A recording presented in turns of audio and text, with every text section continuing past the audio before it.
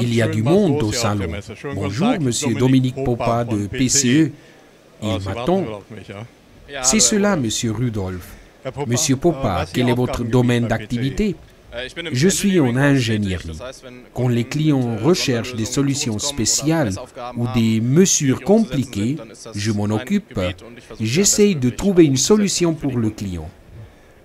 Une solution spéciale, très spéciale, c'est ce qui m'a amené ici. Avant de venir ici, j'ai reçu des informations. On m'a donné des informations d'un enregistreur de données qui semble tout faire. Vous avez l'appareil ici? En effet, oui, il est prêt ici. Il est si petit? Oui, petit mais costaud. C'est la nouvelle série VDL que nous allons bientôt lancer sur le marché. Il intègre 5 capteurs pour la température, l'humidité, l'accélération, la lumière et la pression atmosphérique. Il intègre tout cela, le tout monté sur une plaque. Vous pouvez enregistrer toutes les valeurs et les analyser avec notre logiciel. Je peux régler les parts de registre pour chaque magnitude. C'est cela, oui. Vous pouvez régler une part différente pour chaque magnitude, sauf pour l'accéléromètre, étant donné que la fréquence d'échantillonnage est très supérieure.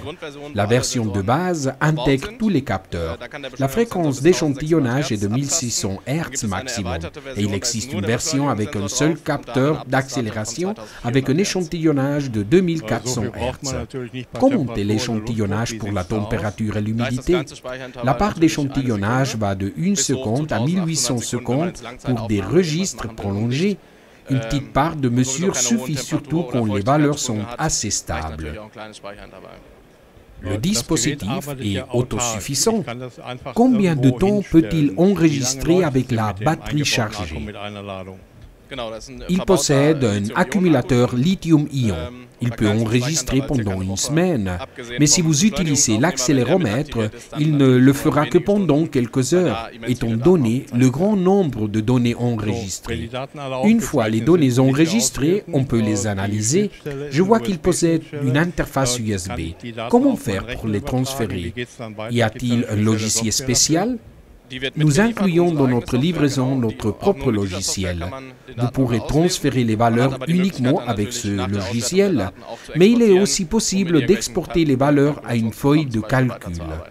Bien, pouvons-nous jeter un œil au logiciel pour voir son aspect et les données que l'on peut visualiser? Avec plaisir. Il est déjà prêt. J'ai connecté l'enregistreur à travers l'USB. Ensuite, nous nous connectons à l'enregistreur et nous voyons ici en bas qu'il est prêt, c'est-à-dire que nous sommes connectés.